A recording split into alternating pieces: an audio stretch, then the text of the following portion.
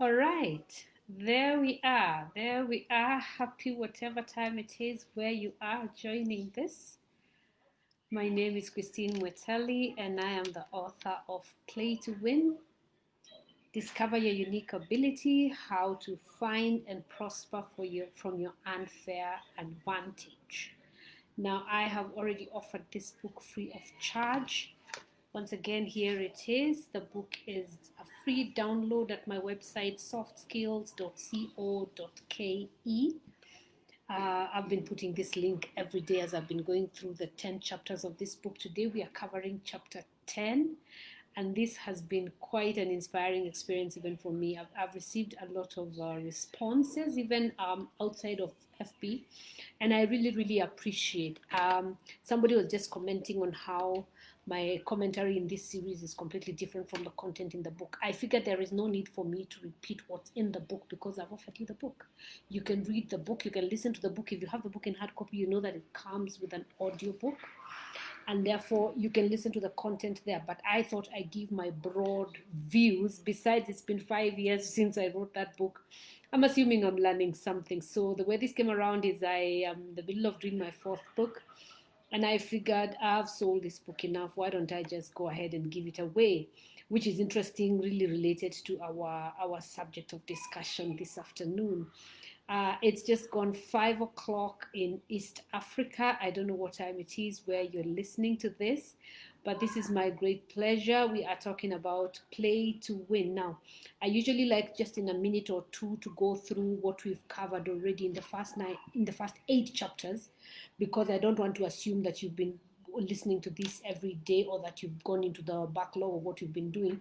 So let me just in a minute or two go through what we have already discussed. And I said the central theme of this book, Play to Win, is how to identify your unfair advantage. The core thought that got me writing this book is there is something you do better than everyone else in the world. There is a special gift and talent that you have that gives you an unfair advantage, a competitive advantage in that specific area of your unique ability. There is something you find easy to do. Another way to ask ourselves is what is it you play at that other people have to work at? What is for you effortless, which other people have to learn and strategize and learn to do? That will usually be the area in which you should be playing if you're ever going to play to win. All right. And in summary, we've been talking about the first, each chapter I've been spending about half an hour or so talking about every specific chapter. And chapter 1 of this book is entitled the same as the subtitle of the book, which is that life isn't fair. And this is where I just point out that there is something that gives you an unfair advantage. Now, you want to do yourself a favor. You want to operate in the area where you're good. You want to do something that is doable for you. You want to compete in an area where you're likely to win. It's only wise to do that, all right? And so chapter 1 is that life isn't fair. Now, more often than not, actually the first time I ever talked about life not being fair, I remember I was giving a talk to a university, a group, a meeting of the undergraduates in a specific university here in Nairobi. And I was telling them, guys, life isn't fair. And the first time I said life isn't fair, all of them were thinking, yeah, of course I should have more. Listen, if life were fair, you would have a lot less than you do. You would have a lot less than you do.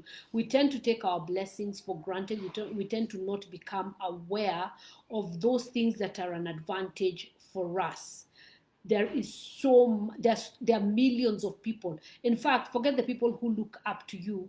You yourself, if 10 years ago you had been shown your life today, you would have thought, whoa, what a miracle. So when I say life isn't fair, don't wish you had more. Be grateful for what you already have, because you have more than a lot of people. So basically, we want you to realize that what you have is a gift, and that it's not fair that you got it. It's a blessing that you got it, and therefore you should be grateful. You should utilize it to build the life of others. All right. Chapter 2 is why play. Why do I want to compete at all? Why would I want to discover my unfair advantage? And we gave two main reasons why you want to do that. One, life is competitive. You don't have a choice. As soon as you were born in the world, you are born into a competitive space. There's a lot of people who, anything actually that you do, any service that you offer, whether you have a job, whether you are running a business, there's at least 10,000 people in your city who can offer that exact service for a lot less than you're charging. If you're in a job today, if you threatened to resign, I can assure you that there is 20,000 people who would apply for that job and be willing to take a lot more than you're being paid. That kind of adjusts our attitude. So you are in a competition whether you like it or not. So it's a good idea for you to play your competitive advantage. Another reason, and a more positive reason for this, is it's very satisfying for you to indulge your gift, for you to indulge what you're good at, what your specific gift is. It's very, very satisfying. It's very fulfilling for you. For example, if you're a music composer, I had a meeting just this morning with a music composer, and his passion, his joy is in producing music, is in creating music. So you do want to identify your area of unfair advantage because of the pleasure that that will bring you. All right. And then we moved into chapter 3, and chapter 3 is pick your game. Pick your game is where we help you to identify your area of unfair advantage. It's all well and good, Christine, you're saying that I have this gift and everything. I don't know what my gift is. That is a question I hear very, very often. I gave 4 ways in which you're able to identify your area of unfair advantage. And the first question you ask yourself is, what do you naturally gravitate to? What do you find easy to do? What do you know, if you have some free time in your hands, what is it you tend to do with your time? What do you enjoy doing? It's a good idea to appreciate what you like. It's a good idea to like what you like. Allow yourself to like what you like. There's a reason why you like what you like. It has to do with your area of gifting. It has to do with your area of talent. So the first question you want to ask yourself is, what do I naturally gravitate to? What do I find easy to do? Number 2, what would I do for free? Is a lot of things you do for money which you wouldn't do for free. But those things that you volunteer to do, those things that you do without looking for a reward, so that the pleasure is in the activity. If the pleasure is in the activity, if, for example, you like meddling around with maths and you crunch numbers and you volunteer to do people's accounts and stuff like that, it's something that you would do for no fee. If you enjoy singing, if you enjoy athletics, this is something that you would do at no fee. This is something that you would do, and the pleasure is in the activity. That will lead you to identify your area of unfair advantage. Another question would be, what have people complimented you for doing? What have people complimented you for doing? You may not think that that is special because you had it all your life, but other people might point out to you where your area of unfair advantage is. And fourthly, what did you get in trouble for as a child? Chances are that when you were younger, below 12, you naturally did those things that are easy for you to do. You probably got in trouble for doing them, Maybe you were very dramatic and you were acting out in school and all of that, and you actually got in trouble for it. But that should point you to the area of you being artistically talented. There's children who draw on everything. They draw on the wall, they just drawing all the time. That could lead you to identify a gift in art. There's people who sing all the time. There's people who want to stand up and speak and address the crowd. Wherever they are, they just want to stand up. When you're a small child but guests are in the house and you want to stand up and start addressing those guests, chances are you possibly have a gift in the area of speech. So what do you naturally gravitate to? What would you do for free? What have people complimented you for doing? What did you get in trouble for as a child? Those are ways in which you can identify your area of unfair advantage. In chapter 4, we were talking about taking action. Chances are you have read books and attended courses and learned a lot about your area of passion. But that will not lead to success. Success will come from how much action are you willing to put in. How much activity are you willing to put in? It's not a function of how much can I study, how much information can I gather. It's much more a function of what will I start acting on. So don't wait until everything is perfect. Just start acting from where you are, because your results are usually based on the action that you're willing to put in. And then we move to chapter 5.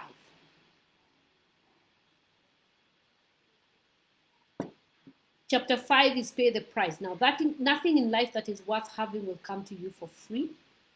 And the price that you have to pay for whatever it is you want to achieve may not necessarily be a cash sort of price.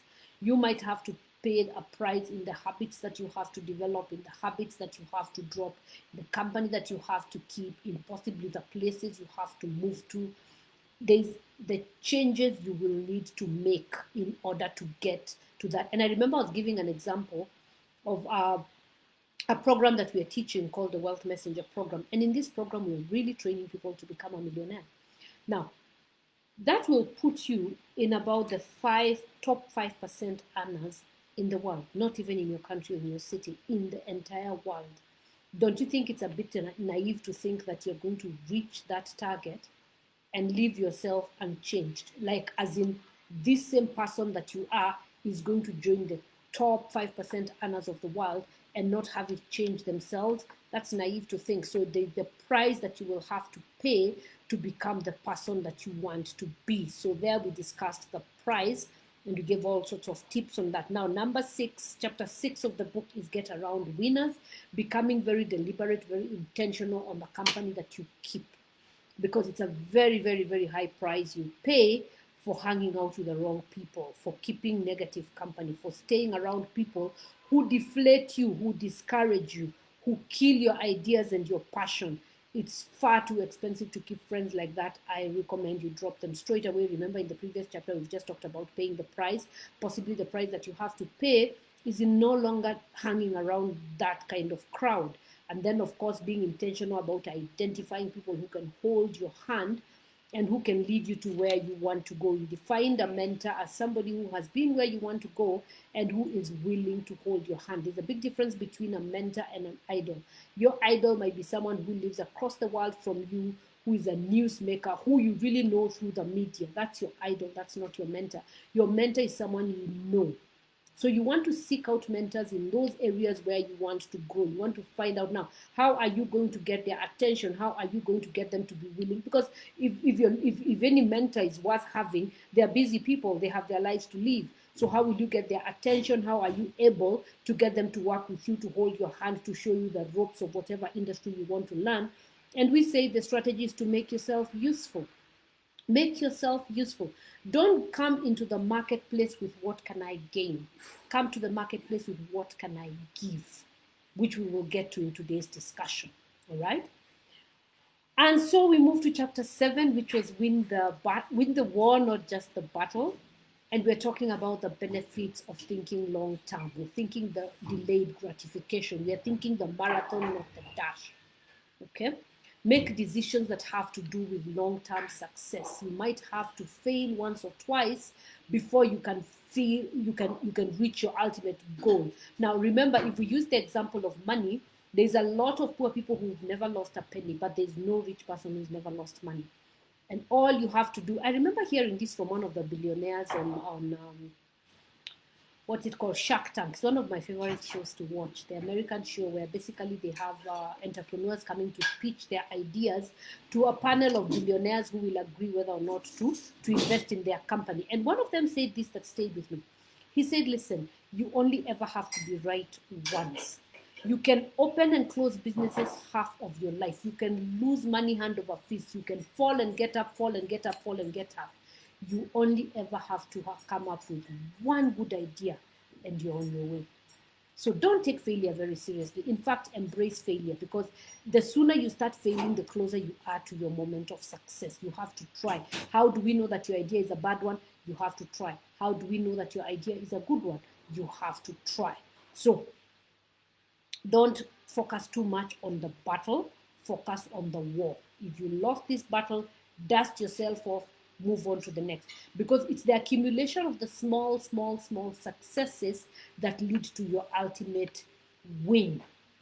And then chapter 8, which is what we were discussing yesterday, is win at home. And we were talking about making your family your priority. And basically the biggest point that we was making there, which comes to my mind right now, is that your family is not perfect, neither is mine, and no family in the world is. Don't look out for perfection in your family. Remember that you're human yourself. You are not perfect, so don't expect members of your family to be perfect. Forgive what may have been done and be a cheerleader for members of your family. Be a cheerleader for members of your family and make your relationships your priority. In as much as we are saying succeed in the commercial world, we are saying succeed in the business world, succeed in your career, that is all well and good. But if you have no one with whom to share your life, all of this will have been in vain. All right, and now that brings us to chapter 9. Chapter 9 of this book is entitled Develop Winners. Develop Winners. Remember, we are talking about playing to win. In other words, we are talking about you yourself becoming a winner. Now, the way you become a winner is you develop other winners. You develop other winners. Let me take an example of the whole issue of wealth creation. That's top of my mind right now because we are running, like I said, a training program entitled the Wealth Messenger Program. So we are talking about how to make money in dollars and cents, actual physical money, not wealth in any symbolic sort of way. We are talking about cash. And the way you make money is to enrich the lives of others. I actually had a very interesting incident when I was talking to my business partner, who is also my mentor. And I was telling him how we made a lovely job of fine. I was really tempted, and it was a lot of money. And he absolutely told me off. He told me, listen, you cannot chase money all your life. In fact, you should not be chasing money. Now, he distinguished for me the difference between chasing money and pursuing wealth. Now, when you're pursuing wealth, wealth is a lot broader than money. Money is a very small part of wealth. Now, the way to pursue wealth is to build up the lives of other people, and you build wealth for yourself commensurate to how many people's lives you are enriching. How many people's lives are you enriching? That is how you accumulate wealth, which fits nicely with what we are discussing here today. We are talking about you becoming a winner. We are talking about you winning in your area of unfair advantage. Now, the way you do that is to develop other winners. Now, there's an easy example in our country. There's a comedian known as Churchill. I find him very inspirational because he's a comedian and he started to do comedy like everyone else. He's gifted in art and he's definitely gifted in comedy. But rather than try and find gigs for himself and accumulate a wealth for himself or make money for himself, he creates a platform that grows other comedians. Now, he has grown hundreds of comedians in our country internationally. He's actually at one, I remember recently his show being the top rated show in all of Africa. How did he do that? Developing other winners. You will succeed at this proportional to how many people you help succeed. If you forget everything we have been saying in this entire series, in this entire book, please remember that you get rich commensurate to how many people you enrich. And like I said, wealth is not just money. Money is a very small part of wealth. But even in areas of fulfillment, in areas of health and fitness, in areas of knowledge, and we're going to go into details of that, you get ahead proportional to how many people you're helping to get ahead. So you want to make yourself a giver. Whatever you do, you want to become a giver. Now, we gave 3 areas in this chapter. There is 3 areas. There's 3 areas that you want to become a giver in. There are 3 things in which you want to become a giver. And the first is your time. Give away your time. Find a place to give your time away. Volunteer your time. Spend time teaching other people. Spend time allowing other people to learn from your experience, to learn from your knowledge base. If somebody new is employed in your office, don't think of them as competition.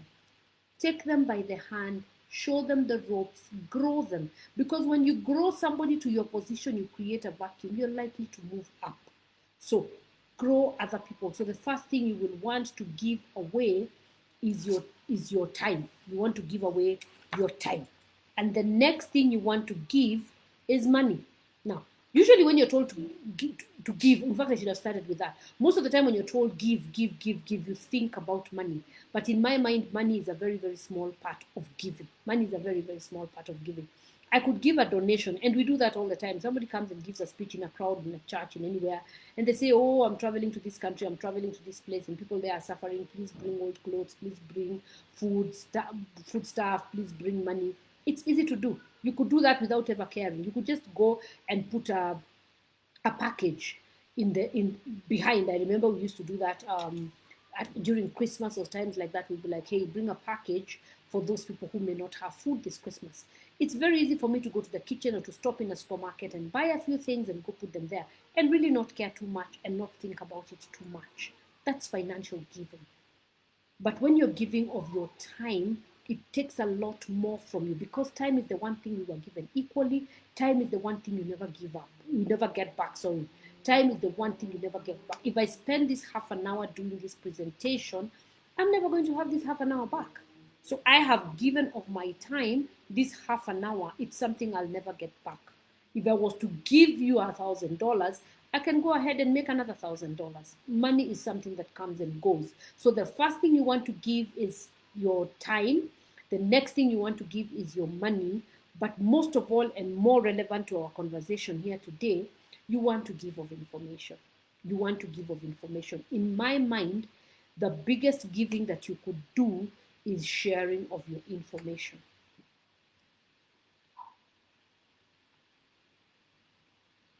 There is something you know that could literally save someone else's life.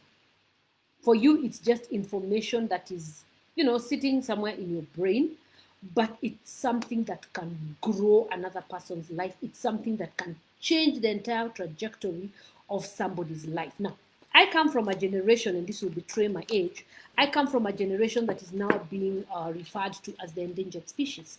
We are the people who are now getting older, and unfortunately, we are not sharing our knowledge. We're not sharing our experience. A friend of mine said this to me recently. I thought it was very touching. She was quoting the late Miles Munro, and she was saying that Munro had mentioned something about becoming a generational thief. If you are above 25 and you're not writing down your thoughts, if you're not writing down your experience, if you're not writing down your knowledge for the next generation, you're a generational thief. I thought, whoa, that's really strong. That's a very strong way of putting it. But you think about it. Once our generation has passed, what will the next generation have to learn from, to stand on? Because I'm thinking to myself, my children should do better than me. Their children should do better than them, because they're standing on my shoulders. They're starting from where I left off. So you want to share the information, the knowledge, the experience that you have with the next generation, with the next person. And once again, that reminds me of the training program that we're doing now. Let me just take a moment to share with you what we're doing. We have a training program. That's my business partner now. He's known as Jeffrey Sanaganda. And he and I are running a program known as the Wealth Messenger Program. This is a program that teaches you. It's actually, if you are going to describe it in one phrase, I would say something like teach what you know. It's how you take what you know, and what you know could be how not to do. Actually, my first book I ever wrote was entitled Blossom Recipe for Success. And this book was really a record of my mistakes. I had opened and closed a lot of businesses, and I sat down and thought to myself, okay, what have I learned from all of these businesses? It is that there is money in everything. Don't run around looking for opportunity. Run your business based on what you're passionate about, because there is money in everything. Whether you're selling flowers, whether you're selling computers, whether you're selling books, whether you're selling glasses, I'm just mentioning all the things that are around me, a phone, whatever it is, there's business in all of that. So find that thing that you're passionate about. That was the central theme of my first book. And what inspired me to write that book? It's the thought that my book, actually what got me to write a book the first time is because we were told in a class that your book will live longer than you and your book will go further than you. That for me has become true already, because I have been called by people in countries I haven't been who are holding one of my books. And I usually feel so humbled. I very recently got an email. I think the guy reached me an email and said, Christine, I'd like another copy of the book Play to Win, because I gave away the copy I had. I told him, no, don't worry. Here's a link. You can download the ebook. He said, thank you. I want the paperback version. I told him, all right, I have very few copies. He said, I'm going to be back in the country after all of this. He's in the US, and I would like to get a copy in paperback. When what you have done has reached another person, it's usually very, very satisfying. Now, My book will live longer than me. My book will go farther than me. If I departed today, my content would be left here. This video that I'm doing right now will be left here. People will be able to say, this is what Christine knew. Christine has been able to share what she knew. So our program teaches you how to package yourself as an expert in your field, how to take, because listen, as long as you're above 25, you know something that could build another person. So all we are doing is to dig up your knowledge base and package it to make wealth for you. Make sense? You already know this. I've been an accountant for 50 years. I've been an accountant for 10 years. I've been an accountant for 3 years. There is what I have learned. Now, why don't I spend my time teaching other people that and make a fortune doing it? So all we are saying is this. You do know something that could benefit another person. Make it your business to benefit this person. I like the thought of the Dead Sea. The Dead Sea is a body of water in which no animal lives. The water of the Dead Sea is smelly, it is thick. You've seen pictures of people actually sitting on the water of the Dead Sea. Interesting thing about the Dead Sea is there is no outlet. The Dead Sea is called the Dead Sea because it doesn't give. There's no outlet. There's several rivers and tributaries that feed into the Dead Sea, but the Dead Sea doesn't give. For me, that's a great analogy for what will happen to your life if you're not giving of yourself. You just become dead. Your information is not helping anybody. You are as good as dead. Now, you do well, and I have said this and I'll repeat it. You do well commensurate to how many people you're enriching. So that if, for example, I was a teacher and I'm teaching 2 people, and then I moved on to teach 20 people, and then I moved on to teach 200 people, and then I moved on to teach 2,000 people, 20,000 people, 2 million people. All these things have become very possible in our generation because there's the internet. You're able to reach all these people on social media. There was a time when this would have been costing me a lot of money, but right now all I need is an internet connection and I'm good to go. There is so much that you can share. Your audience is out there ready. Find your audience, find your message, package yourself as a winner. And that really, now that's just on a side note, but if you want more details on the Wealth Messenger program, it would be a good idea for you to inbox me so that then I can share with you details on that. This is a program that we teach 12 modules over 6 weeks, and it is all done online. So we are able to share that with you. But in summary, what I am saying is you know something that can build another person. Spend your time, spend your energy building people, growing people, because you do well commensurate to how many people you grow.